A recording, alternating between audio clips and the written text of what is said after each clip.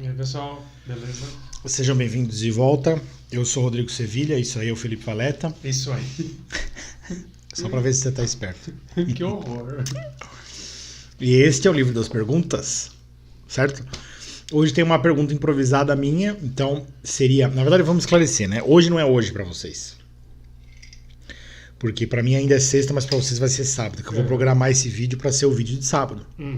Onde eu não poderia gravar no horário normal. Então a gente tá fazendo sexta, o vídeo que seria de sábado. Era pra ser uma alegação, só que não vai ser uma alegação. Vai ser uma pergunta improvisada. E na verdade eu quero responder, né? Ou tentar responder uma pergunta que foi feita, que foi pensada logo no início do livro das perguntas, no primeiro dia que a gente gravou. Que foi no dia que a gente falou de vários assuntos, entre os quais loteria, né? Tinha uma pergunta sobre loteria, se apostar era pecado, se não era e tal. E eu lembro que naquele dia eu havia prometido que nós responderíamos uma questão sobre dinheiro, né? Sobre bens materiais, que é como administrar os bens materiais que Deus nos dá. Essa era a questão, mas eu vou colocar especificamente assim, porque é uma coisa também que ajuda na internet. Quais são as top 6 dicas para você administrar os bens que Deus te dá? E eu vou tentar responder essa pergunta. Mas vamos ver quais são as dicas do Felipe. Por favor, Felipe, quais são as suas dicas? Oxe, fui pego de assalto aqui. Vai. Olha, é difícil. Não, se você não tiver nada pra falar, não precisa falar nada também. Deixa eu pensar um pouquinho só, porque também é chato, né? O pessoal tá aqui aguardando tudo. Eu não sei, pensando de forma improvisada, os bens materiais que Deus nos dá. Os bens materiais que a melhor forma de cuidar. Eu não sei, eu passo a palavra. Teria que meditar mais sobre isso. Ok. Que bom que eu estou preparado, então. Espero estar, né, na verdade. Então vamos lá. Quais são os top 6 dicas, as top 6 dicas para você administrar os bens que Deus te dá? Primeira dica. Reconheça que você recebeu de Deus. Claro, faz sentido. Viver pela graça. Essa é a primeira dica. Tá? E espiritualmente, isso também equivale a você viver na presença de Deus. Tá? Então existem dois dons espirituais fundamentais aí. Um é a humildade, da qual deriva a obediência e também a gratidão. E outro é o dom da presença, que é você viver na presença de Deus, ou seja, você não pratica idolatria, você não toma nada no lugar de Deus. Isso é maravilhoso para a sua vida, você vai viver com muito mais facilidade, muito mais em paz e alegria e tal, porque Deus dá todas essas coisas para quem quiser. Então, especificamente os bens materiais, a primeira dica é essa: viver pela graça quer dizer que você não vai confundir, falando um pouco filosoficamente agora, né? Você não vai confundir as causas intermediárias com a causa fundamental. Explique. Eu acredito que eu entendi o que você falou. Porque se eu disser para as pessoas assim, você tem que administrar os bens que Deus te dá, a pessoa vai falar, mas o que Deus me deu? Exatamente. Vai parecer estranho, porque ou a pessoa trabalhou e ganhou um salário, ou a pessoa ganhou uma herança que veio dos pais, ou a pessoa ganhou um prêmio de loteria, né? Mas enfim, existem causas reconhecidas como mais imediatas para a pessoa ter bens materiais, e isso imediatamente não é reconhecido como a graça de Deus. Claro. Certo?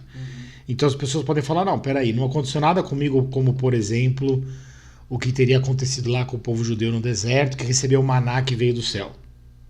Não, na verdade a gente vive hoje numa cultura de cativeiro, até muito pior que isso, né? As pessoas acham que é a lei do retorno e que você está recebendo aquilo que você plantou, né? Porque a gente é muito bom, né? Então as coisas que a gente está recebendo não é pela graça de Deus, é porque a gente merece. Né? Então, aí tem dois modos de você sair dessa. Isso é uma armadilha, que é uma idolatria, na verdade, tá? Ou é uma idolatria, ou é uma coisa baseada na idolatria, é uma confusão, no mínimo, né? Tem vários modos de você sair disso. Se você for uma pessoa chata, como eu sempre fui chato para querer saber as coisas, você vai ter que fazer uma investigação meio filosófica aí, entendeu? Então, por exemplo, eu trabalhei. Tá bom, mas de onde veio o meu trabalho?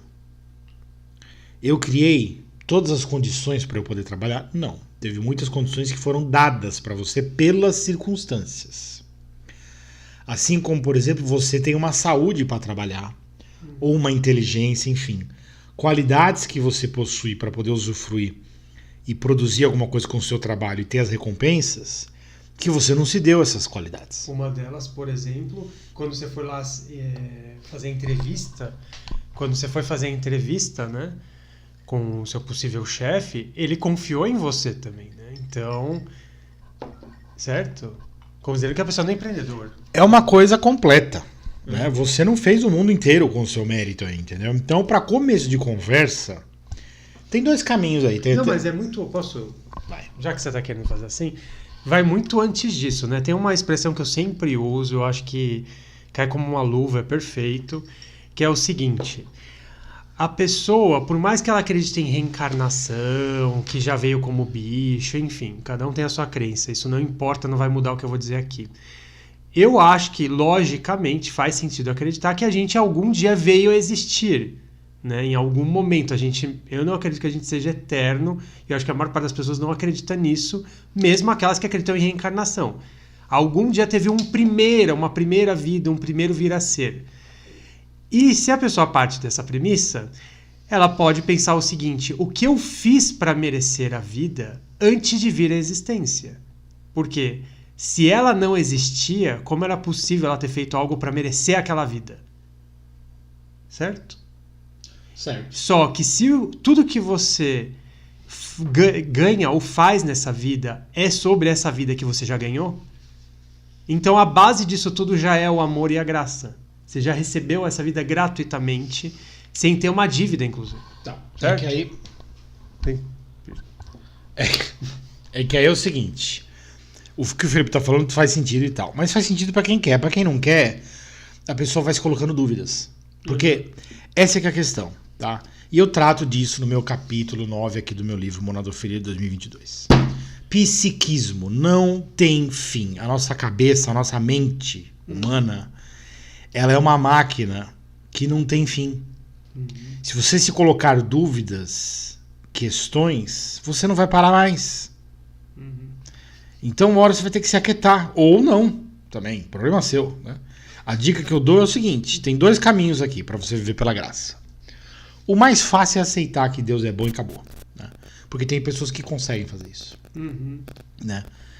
Porque querem, né? É interessante, conseguem porque querem, né? E tem gente que não quer, nem a pau, não, porque não, esse sorvete não é graça, porque eu trabalhei, porque eu paguei, e a fábrica de chocolate, não sei o que, bababá, enfim, a pessoa coloca o mundo inteiro entre ela e Deus. Certo? Para dizer que não foi nada de graça. Só que, como o Felipe falou, se você se perguntar, aí é o caminho difícil. Se você se perguntar, você não vai ter razões suficientes por causas eficientes e materiais para dar justificativa da vida. Você vai ter que reconhecer que existe uma causa fundamental que não pode ser explicada. Porque o próprio sentido dessa vida não está colocado nela mesma, né? Não tem jeito. Esse é o ponto que eu quero dizer pra você. Então tem o caminho fácil, que é você aceitar que Deus é bom e acabou. E aí você faz mentalmente sempre o exercício de falar graças a Deus e não interessa. Não interessa que eu trabalhei ou que alguém fez alguma coisa. Não importa, é Deus que me deu tudo que eu tenho de bem material e de bem espiritual também. Mas estamos falando de bens materiais especificamente. Se você tiver dificuldades porque a sua cabeça é muito genial, você é uma pessoa brilhante, não consegue parar de fazer perguntas, então vamos, meu amigo, vai até o fim. Eu quero ver até onde você aguenta se fazer perguntas sobre a causa das coisas. Porque se você for tão bom quanto Platão, você vai chegar no fundo, no sumo bem. Se você for tão bom quanto Aristóteles, você vai chegar no primeiro motor imóvel. Deus é inevitável. O problema das pessoas não é que elas acham que elas têm que fazer ciência, né? Deus é crença. E a razão é ciência, que não tem nada a ver. Faz ciência! Faz ciência, vai até o fim. No fim você vai encontrar Deus. Se você fizer ciência sério. Pra valer. Não tem escapatória. Eu quero ver quem é o gênio que vai fazer melhor do que Platão e Aristóteles. Não vai ter, esquece. Esquece. Então Deus é inevitável.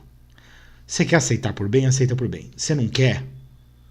O problema é seu. Você vai ficar, aí você vai fazer um joguinho. Sabe o que você vai fazer? Você vai achar que você, com a sua inteligência do tamanho de uma azeitona, como eu também tenho uma inteligência limitada, todo mundo tem.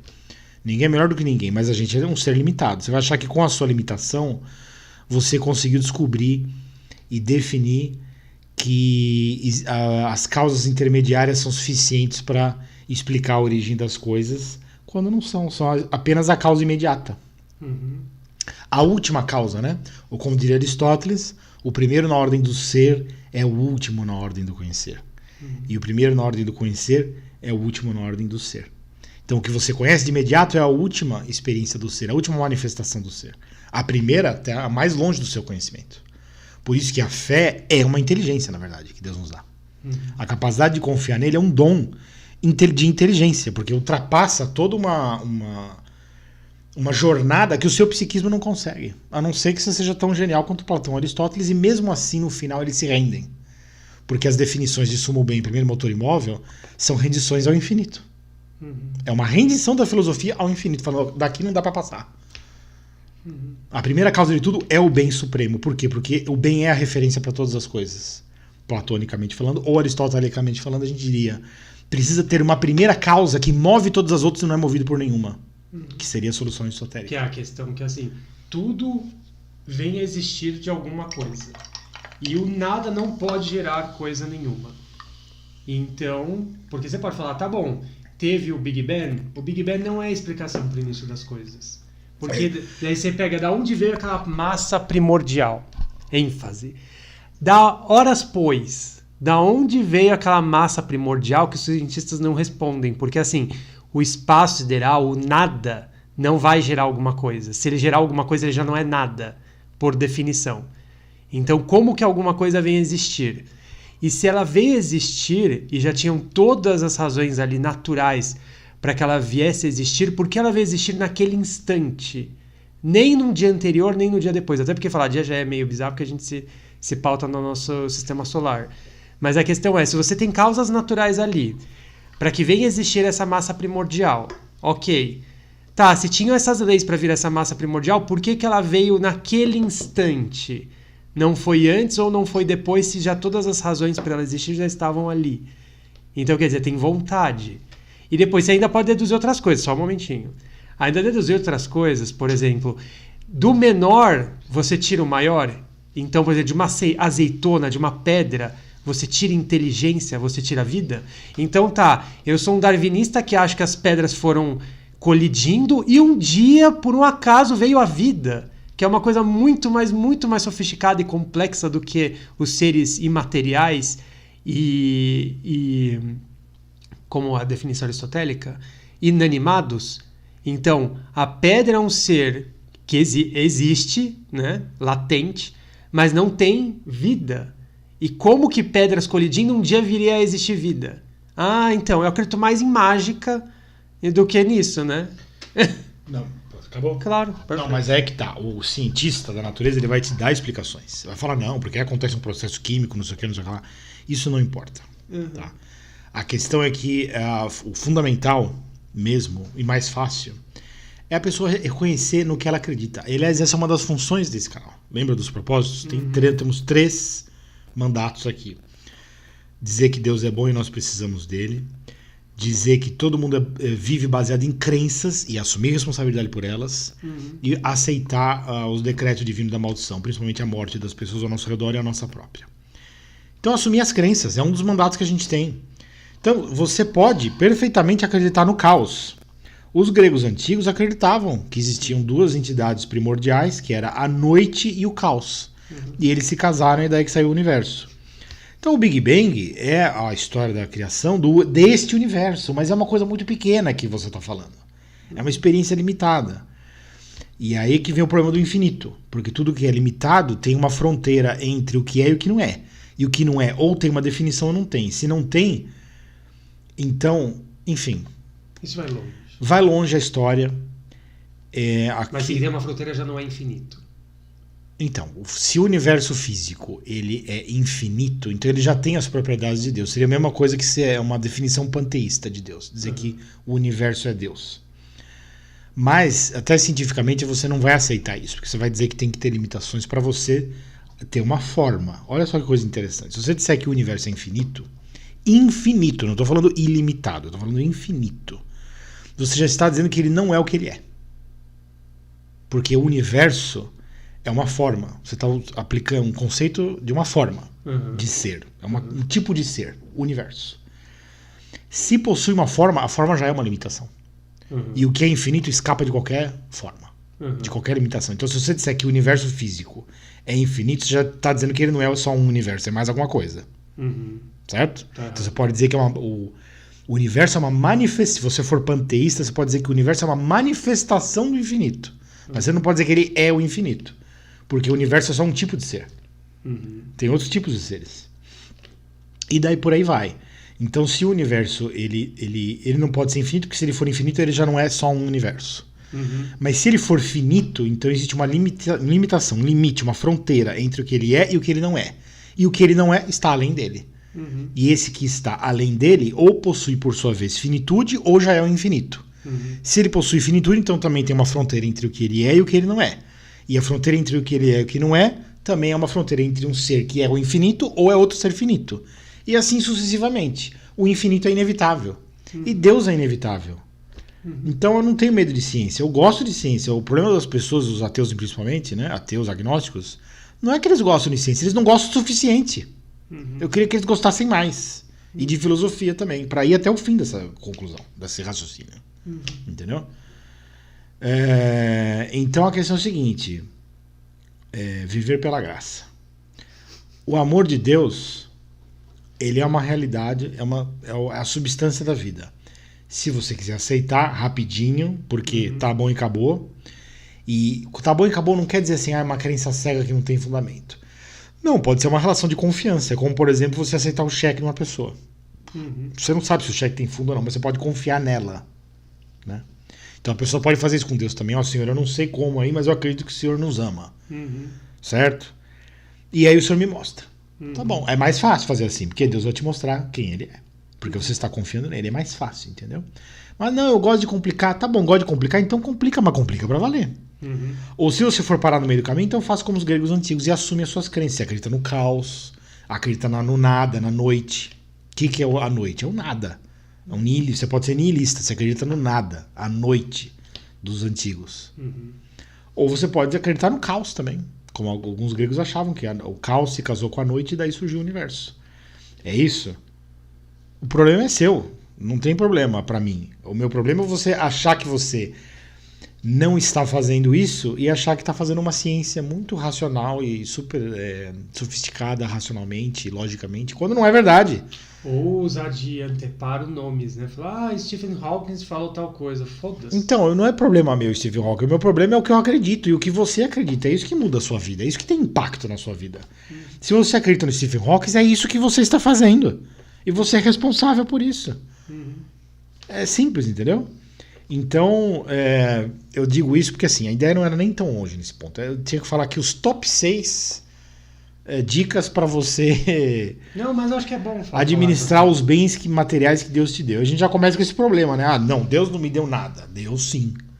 Entendeu? Agora, você quer provas? Então, boa sorte. Vai lá na filosofia e na teologia que você vai descobrir. Se você quiser confiar, é mais fácil. Quer revelações, milagres? Pode falar. Quer revelações, quer milagres? Também. Ele pode dar autoridade para alguém te dar isso daí. Então tá. Próxima dica. Primeira dica, então, viver pela graça. Ou seja, reconheça que os bens materiais que você tem são dados por Deus. E, na verdade, continuam sendo de propriedade de Deus. Né? Então, assim como ele deu, ele pode tirar. Que é o que Jó reconhece. Né? No primeiro... pode aumentar também. Pode diminuir, pode aumentar, pode acontecer tudo. No primeiro livro de sabedoria da Bíblia, que é o livro de Jó, é isso que ele fala. Deus deu, Deus tirou, bendito seja o nome do Senhor. Porque a mulher dele vai encher o saco dele, né? Como, aliás, é bem comum com os personagens da Bíblia, né? O pessoal só casa pra mulher encher o saco do cara. E Jó, a mulher vai encher o saco dele lá, porque ele continua confiando em Deus, né? Esse é o desafio, né? Que Satanás lançou em cima. É que ela fala assim, como que você pode acreditar nesse seu Deus que tá fazendo isso com você? E aí, Jó fala pra ela... Sua idiota. Enfim, ele fala pra ela, Deus deu, Deus tirou, bendito seja o nome do Senhor. Então não me interessa, não é, ele fala outra coisa. Não é meu. E ele fala outra coisa pra mulher dele. Ele fala também assim, se os bens vêm de Deus, por que os males também não viriam? Perfeito. Né? Perfeito. Então, leia um livro de Jó, o primeiro livro de sabedoria da Bíblia, que explica essas coisas que ele também. está sendo humilde, ele está querendo dizer como você pode dizer o que é bom e o que é ruim. Exato, os bens são meus. Ai. Ele não está querendo dizer que Deus é ruim, não é isso, ele é mais sutil. Enfim, viver pela graça. Não estou dizendo que é facinho, não. O nosso mundo é um mundo de idolatria e sim, uma coisa horrível, né? Uma confusão generalizada. Eu não estou dizendo que é fácil viver pela graça, para quem já nasceu acostumado, né? No cativeiro a não dar graças a Deus. O que eu estou dizendo é, basta querer. Se você quiser, você consegue. E essa é uma dica para você administrar bem os seus bens. Por quê? Porque você vai entender que não são seus, é Deus que está dando para você. Então você vai ter até maior liberdade com relação a esses bens. Você vai falar, opa, peraí, isso aqui é uma coisa legal que eu posso mexer aqui à vontade. Você vai ter um desprendimento, entendeu? Que, aliás, é uma outra coisa que eu já vou falar em seguida aqui. Segunda dica, caridade. O que quer dizer isto? Ajudar quem precisa quando você pode. E também administrar os seus bens entendendo que você não deve sobrecarregar o próximo com as suas necessidades. Então os bens que Deus te dá é para você tomar conta deles, para você cuidar da sua vida. Para você não ser um fardo na vida dos outros. Isso. Certo? Então, segunda dica para você administrar bem os bens materiais que Deus te deu é a praticar a caridade. Com o próximo, ajudando quando você pode, né? Dentro das suas condições. E também administrando os seus bens para você ter condições de se manter vivo nesse mundo sem sobrecarregar as demais pessoas. Sem ser um fardo. Sem ser um fardo para os outros. Porque se você ficar dependente dos outros, você se torna... você está violando a caridade contra essas pessoas. Não está deixando elas em paz para elas também terem a vida delas. Não estou falando que as pessoas não vão se ajudar, elas vão. Tanto é que eu falei, a caridade também consiste em ajudar os outros. E até pedir ajuda quando você precisa. Mas administrar bem os bens que Deus te deu é uma forma de caridade com os outros, porque você já se cuida de si mesmo, né? Usa os bens que Deus te deu para cuidar da sua vida. Terceira dica, vigilância. Vigiar pelos ladrões. Porque esse mundo aqui é um mundo de gente safada, picareta, ladrão, entendeu? Cheio de ladrão. Ser astuto, né? Ser astuto, entendeu? Então, toma cuidado. Né? Não pode ser ingênuo e não pode cair em armadilhas. Então tem que ter também o dom da vigilância aí. É um dom, aliás, né? O dom da vigilância, que eu explico aqui no meu capítulo 12 desse livro, ele vai mais além. Não é sobre questões materiais. Na verdade, a prioridade não é nem essa. Eu acho que você nem fala disso. Eu nem cito isso, mas pode ser aplicado também. Claro. Né? O principal do dom da vigilância, como eu falo no capítulo 12 do livro, é de você tomar cuidado para não tomar esse mundo pelo que ele não é. Então entender que é um mundo de cativeiro, de maldição, reconhecer tudo de ruim que tem no mundo que é melhor para você. Viver na realidade. Né? Quarta dica para você administrar bem os bens materiais que Deus te dá. Desprendimento. Aceitar a passagem das posses quando isso for determinado por Deus. E é uma coisa que vai ser inevitável no fim, inclusive. Como Jesus fala, né, para o pessoal que está preocupado com esse assunto de dinheiro e tal, ele fala assim: não junteis tesouros na terra onde o caruncho corrói e os ladrões roubam, mas juntais tesouros no céu. Onde nem os carunchos corroem. O que é o tesouro do traças, céu? Né, exatamente, onde a sua herança está garantida para sempre. O que é o tesouro do céu? É o golpe do chakra de virgem? Não, tesouro do céu são as coisas que Deus tem reservado para você para a eternidade. Você tem uma vida eterna prometida por Deus, planejada por Deus, desejada por Deus. E as riquezas verdadeiras estão lá. Aqui a gente vive meio como favelado, entendeu? Tudo que é bom vai estar na eternidade. Então, o Jesus fala assim, confia nele. Né? Busca o reino de Deus, quer dizer buscar o amor dele. E confiar nele. Por quê? Porque ele tem o verdadeiro tesouro lá para você. Tá? Se você se prender aos tesouros da terra, você vai estar se enganando com lixo, na verdade, né? Com coisa que não deveria ter o valor que tem somente a adoração a Deus. E as palavras de Deus são a própria realidade. Então, quando eu acredito, quando ele fala uma coisa dessa, né? Está escrito isso. Melhor. quando isso é posto, o que eu entendo é que isso é a própria concepção, a própria estrutura da realidade. Então, de fato, se a pessoa estiver presa a esse corpo que está fadado à morte, se a pessoa estiver presa às coisas, aos hábitos e às coisas desse mundo que vão perecer, também é assim, é uma aflição que a própria pessoa vai acabar vivendo, porque essas coisas vão acabar, né? O que é feito pela mão dos homens vai acabar, não vai sobrar pedra sobre pedra, e o que é do espírito, não, isso é para a eternidade, né? Então, se você estiver ligado a isso, isso está na eternidade, então você não vai ter nenhuma decepção, nenhum sofrimento por isso. Perfeito. E tem uma outra passagem também, essa passagem de Jesus é do Sermão da Montanha, né? É o Evangelho de Mateus, o primeiro evangelho. Vai lá ler. Quem quiser conhecer a Bíblia, o Novo Testamento, leia pelo menos o Evangelho de Mateus, né? Já tá bom já. Mas os outros também são muito bons, óbvio, né? O Sermão da Montanha, ele fala isso daí, entendeu? E ele fala muito mais coisas também, né? O Paulo também fala algumas coisas, né, sobre desprendimento, quando ele fala assim: eu posso usar de tudo sem me deixar escravizar por nada. E a nossa relação com os bens materiais, com o dinheiro, tem que ser exatamente assim. De você falar, não, isso é uma coisa boa que Deus está me dando, eu quero, pode me dar, eu vou viver bem, eu vou ser feliz, eu vou dar graças a Deus, isso é bom, Deus gosta. Mas eu não vou me deixar prender por nada. E prender quer dizer se prender ao sistema de trocas para começar a vender a sua integridade, a sua moralidade, a sua fidelidade a Deus, a sua fidelidade ao amor, a sua fidelidade à justiça, à verdade, tudo isso, começar a vender para ter dinheiro, para ter poder, para ter dinheiro. Isso é uma traição. Né? Então evita isso. Tenha desprendimento. Pode usar. Desprendimento não quer dizer, eu vou ser minimalista. Eu vou viver de comer, sei lá, pó de grilo lá no deserto. Não. Não quer. Desprendimento quer dizer que você, até o contrário, você pode ser mais rico materialmente, que isso não vai te prejudicar espiritualmente. Olha, o próprio Paulo fala isso, né? Tudo posso naquele que me fortalece. Ele estava falando de ser rico ou ser pobre. Esse é o contexto. Né? Que ele poderia ser rico ou ser pobre, porque isso. E ele fala que ele já foi rico, ele foi pobre e não. Não tem problema, eu sei me virar na riqueza, na pobreza. E por quê? Porque você está desprendido.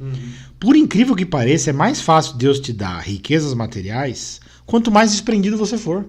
Exatamente. Porque ele sabe que não vai estragar o seu coração. Agora, se você é uma pessoa podre, corrupta, que se vende por qualquer saco de pão francês aí, velho, então acabou, né? Como é que Deus vai te dar as coisas melhores que ele tem planejado se você tá que nem uma prostituta rodando bolsinha na esquina, querendo se vender por qualquer coisa? Não pode. Você tem que ser fiel a Deus, ao amor, à verdade, à justiça, ser uma boa pessoa, ter a integridade moral em primeiro lugar e vai seguindo a sua vida, desprendido dos bens materiais. E Deus vai ver em você uma pessoa que pode receber mais benefícios, que não vai se corromper. Certo? Aí vem quinto, né?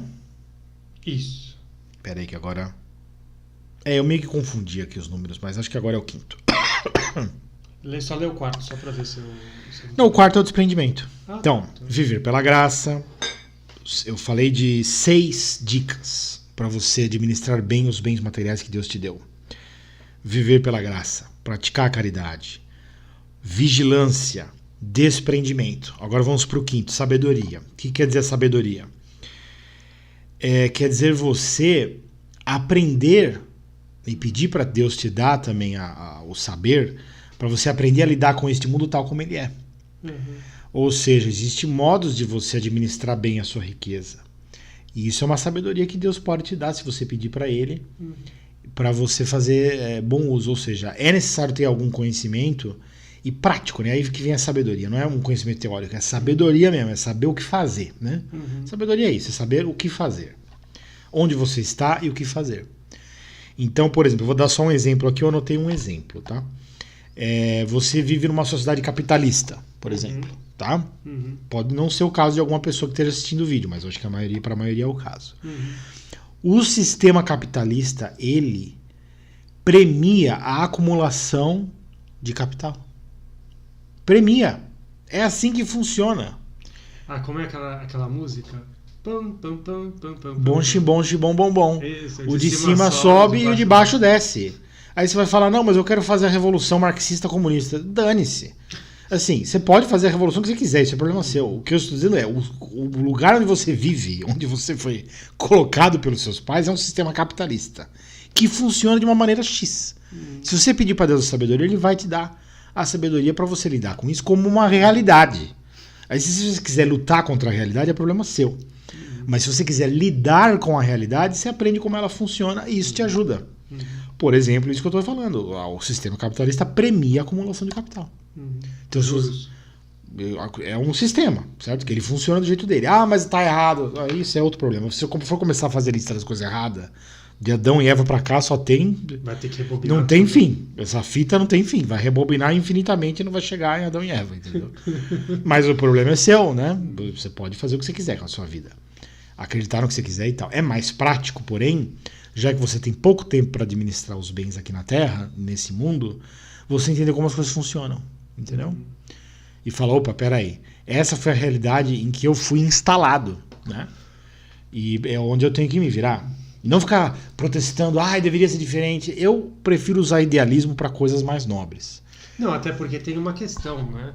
Você pode até pensar, tá bom, tá errado, né? Injusto e tal. Eu acho que é até bom a pessoa identificar isso, porque ela já percebe que esse mundo não é o mundo de Deus, né?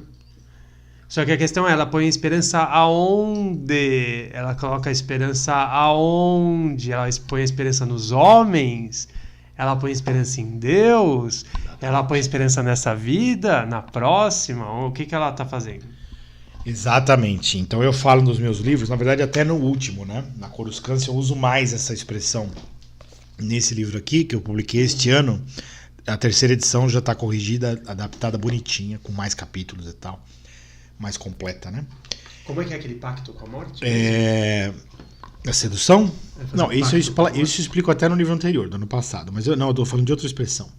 Existe o idealismo imanentista e o transcendental.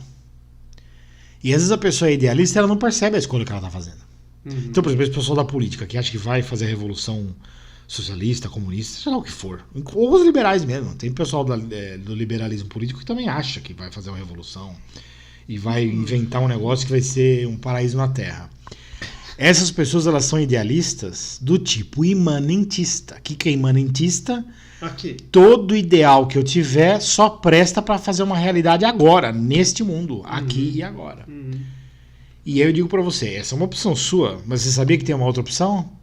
Que é o idealismo transcendental. Ou seja, existe um ideal que eu tomo conhecimento para eu entender a vida eterna, a promessa que Deus tem de vida eterna para mim. Aí é um papo diferente, muda completamente essa história. E você pode falar, não, mas isso é ingenuidade, só existe este mundo aqui.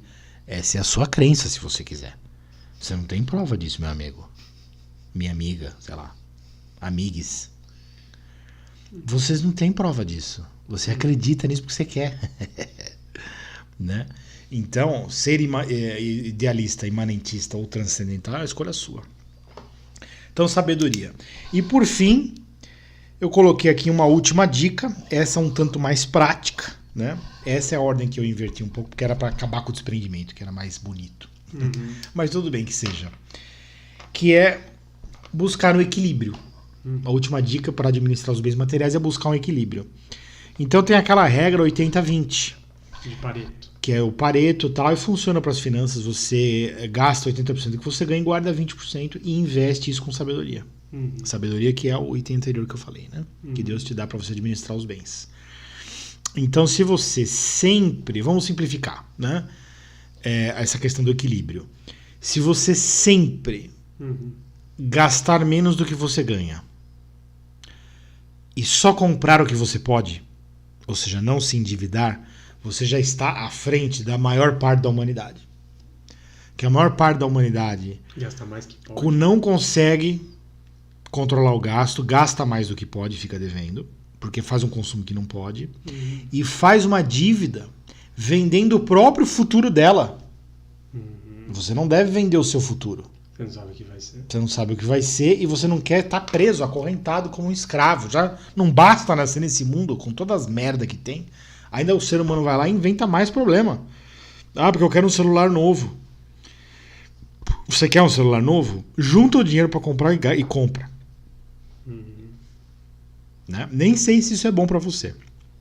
Mas já que você quer muito, ou qualquer coisa, um carro, uma casa, o que for, junta o dinheiro e compra. Ah, mas eu não tenho dinheiro para comprar e não vou conseguir juntar. Então você não pode ter o que você quer. Essa é a realidade dos fatos.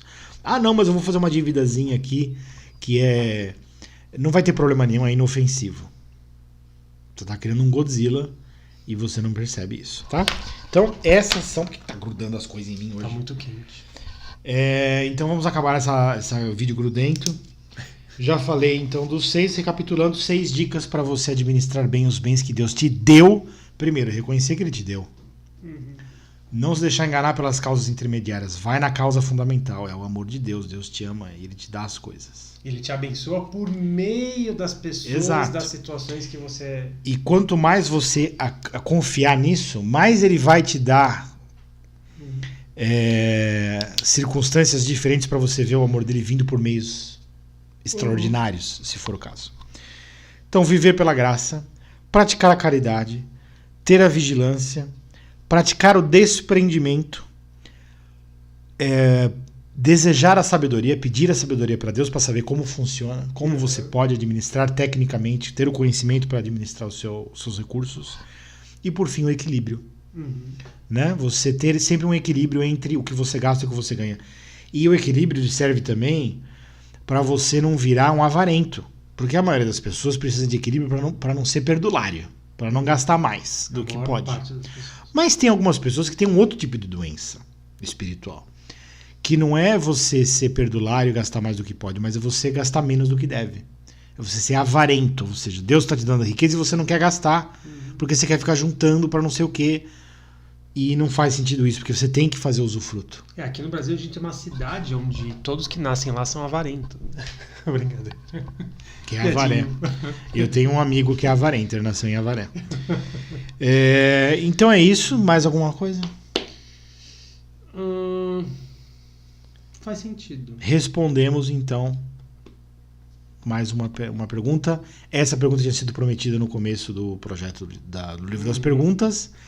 E eu espero que a gente tenha respondido aqui né, de forma suficiente e satisfatória. Certo? Muito obrigado a todos. Agora, como esse aqui é o vídeo de sábado, domingo eu já teria que falar qual é a pergunta, né?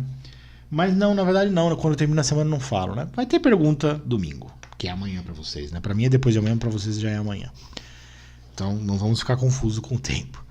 Vai ter mais perguntas sim, se Deus quiser, tá bom? Então, bom final de semana para vocês e até a próxima, se Deus quiser. Tchau, tchau.